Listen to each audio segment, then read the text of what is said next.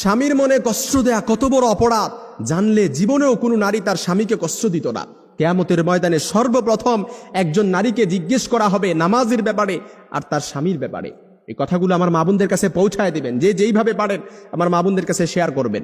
আম্মা জান আয়েশা রাদিয়াল্লাহু তাআলা আনহা বলেন, ইয়া মাশারান নিসা, হে নারী সম্প্রদায়, লাউ তাআলামনা হাক্কা আজওয়াজিকুন্না আলাইকুন্না, তোমরা যদি জানতে তোমাদের কতটা দায়িত্ব স্বামীদের উপর, লাজালাতিল মারআতু মিনকুন্না তামসাহুল গুবার আন কদামাই যাওজিহা বিখাদ্দি ওয়াজহিহা।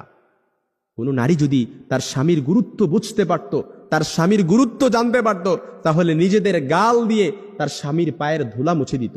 সুবহানাল্লাহ বিহামদি, তার স্বামীর ধুলা মুছে দিত নিজেদের গাল দিয়ে।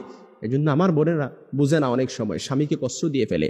অনেকে মনে করে যে বর্তমান সময়ে সবচাইতে বেশি নারী নির্যাতন হয়, কিন্তু তারা জানে না, তারা গড় সংখ্যা দেখে না। বর্তমান সময়ে সবচাইতে যে তালাকের বিচ্ছেদের ঘটনা ঘটে, এটা হচ্ছে স্ত্রীর দ্বারা স্বামীকে ডিভোর্স দেয়, খোলা তালাক দিয়ে দেয়। স্ত্রীর দ্বারা সবচাইতে বেশি বর্তমান সংসারগুলো বিচ্ছেদ হচ্ছে। এই জন্য আমার মা বোনেরা, আল্লাহর নবী সাল্লাল্লাহু আলাইহি সাল্লাম আরো বলেন, কোনো নারী যখন তার স্বামীকে কষ্ট দেয়, তখন জান্নাতে হুরেরা সাথে সাথে বলে, তুমি কেন আমার স্বামীকে কষ্ট দিচ্ছ, কেন আমার স্বামীকে কষ্ট দিচ্ছ? কাতালাকিল্লাহ, আল্লাহ তোরে ধ্বংস করুক, আল্লাহ তোরে ধ্বংস করুক। কেননা জান্নাতে হুরেরা কেন এটা বলেন? তারা বলতে থাকে, এটা যেমন তোমার স্বামী, ঠিক তেমনি এটা আমারও স্বামী। সে মরতে দেরি, জান্নাতে আসতে দেরি, আল্লাহ তাআলা তার জন্য আমাদেরকে অবধারিত করতে দেরি করবে না।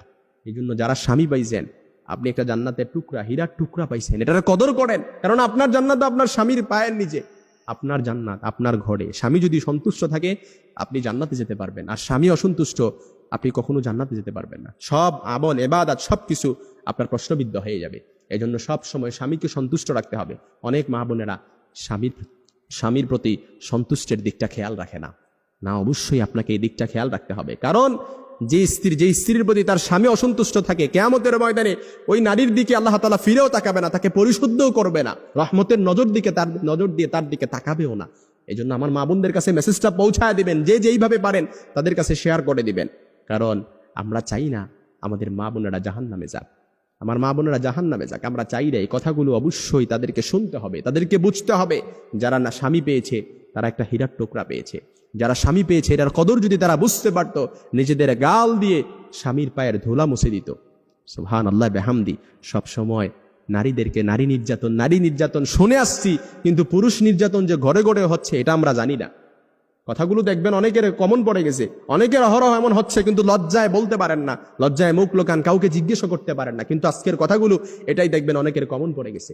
আল্লাহ তাআলা আমাদের সকল নারীদের